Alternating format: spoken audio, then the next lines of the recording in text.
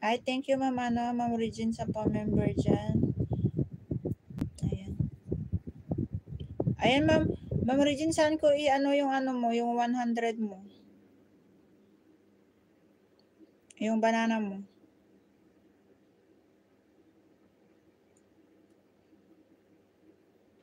Diyan ba sa account mo na yan, ipapasok yung 100?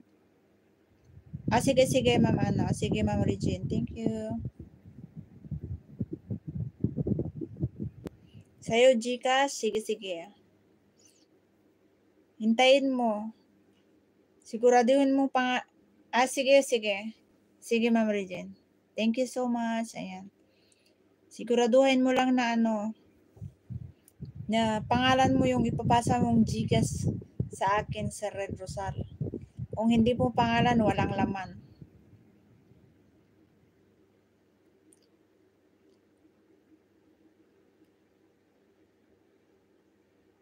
Kaya alam ko naman yung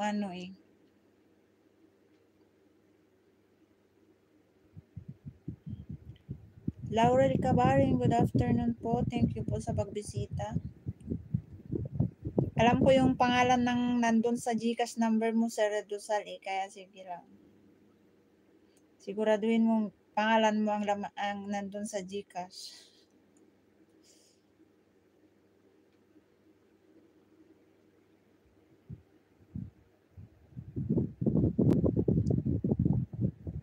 Yun nga Ayaw daw nila kasi wala akong time sa kanila. Yun pala yung Yun pala yung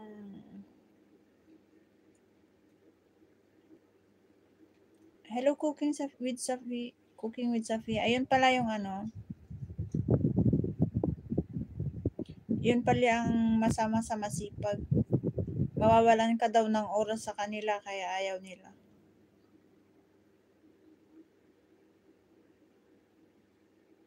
Yan, natawag si Ma'am Timoron. Kaya mas okay na yung masipag at walang problema, walang sakit ng ulo. Hayaan mo sila maghanap ng tamad na kagaya ko.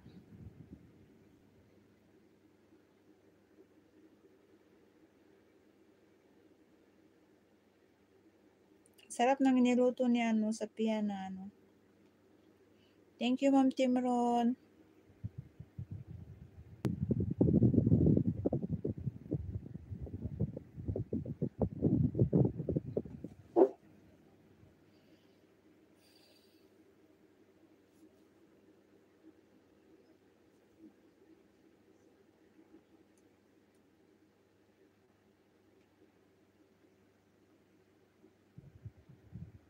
Malapit na naman tayong mag-plancha.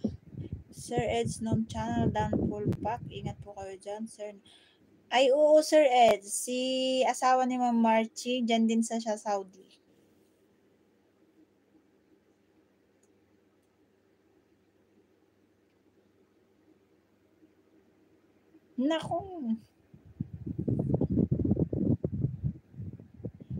Naku, Ma'am Marian, huwag kang maglaba, maulan.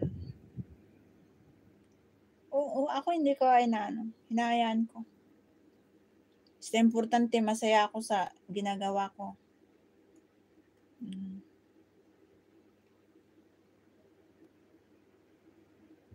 Pag araw ng day off ko, hindi ako nakakapasyal. Pero pag weekdays, doon ako nakakapasyal.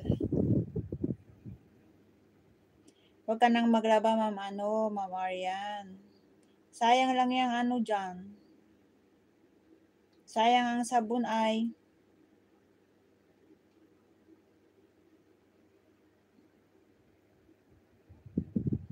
Hello, Astiagi. How are you? Good afternoon. Ayan, ganyan talaga. Palayasin mo na sila at hindi nila ayusin yung aircon mo.